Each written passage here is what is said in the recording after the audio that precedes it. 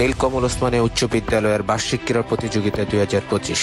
আসসালামু আলাইকুম সম্মানিত ভিউয়ার্স, প্রথম পর্বের ব্যাপক সাড়া পাওয়ার পর আজ আমরা দেখাবো বার্ষিক ক্রীড়া অনুষ্ঠানের দ্বিতীয় পর্বের ভিডিও চিত্র।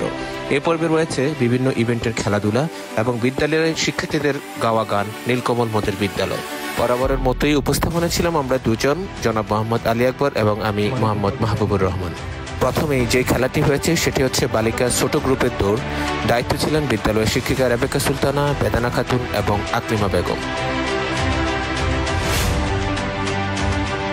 এরপরে যে ইভেন্টটি রয়েছে সেটি হচ্ছে বালক ছোট গ্রুপের ব্যাঙের দৌড়। পরিচালনায় ছিলেন মোহাম্মদ দেলোয়ার হোসেন, আকলিমা বেগম এবং সাবরিনা বেগম, মোজাম্মেল হোসাইন।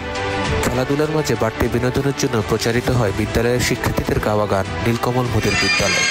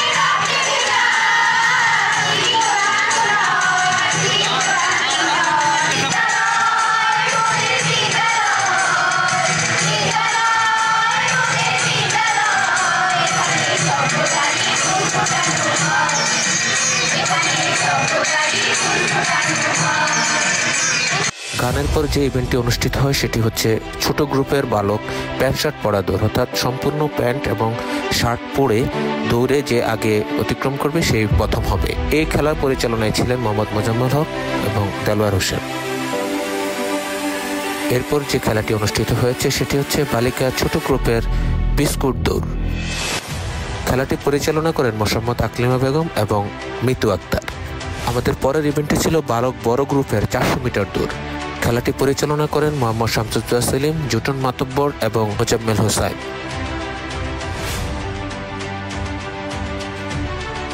এরপর অনুষ্ঠিত হয় 2025 সালের এসএসসি পরীক্ষার্থীদের স্মৃতি পরীক্ষা। পরীক্ষার্থীদের 3টি ইংরেজি ওয়ার্ড এলোমেলো করে দেওয়া হয় এবং সেই ওয়ার্ডগুলোকে সাজিয়ে লিখতে বলা হয়।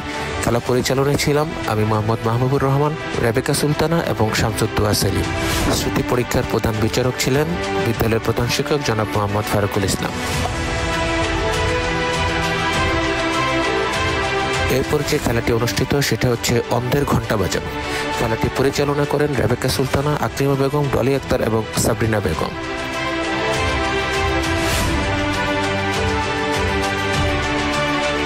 এরপর যে খেলাটি অনুষ্ঠিত সেটা হচ্ছে বালিকা বড় গ্রুপের ভারসাম্য দৌড়। এ খেলায় পরিচালনা ছিলেন সাবরিনা আক্তার, আকলিমা বেগম। এরপর যে খেলাটি দেখতে পাচ্ছেন সেটি হচ্ছে বালক মধ্যম গ্রুপের বস্তা দৌড় প্রতিযোগিতা। খেলাটি পরিচালনা করেন বিদ্যালয়ের ক্রীড়া শিক্ষক জনাব প্রশান্ত কুমার দাস দেওয়ান এবং বিদ্যালয়ের ধর্মীয় শিক্ষক জনাব মোহাম্মদ সাইফুল ইসলাম, আরও ছিলেন জুটন মাতব্বর।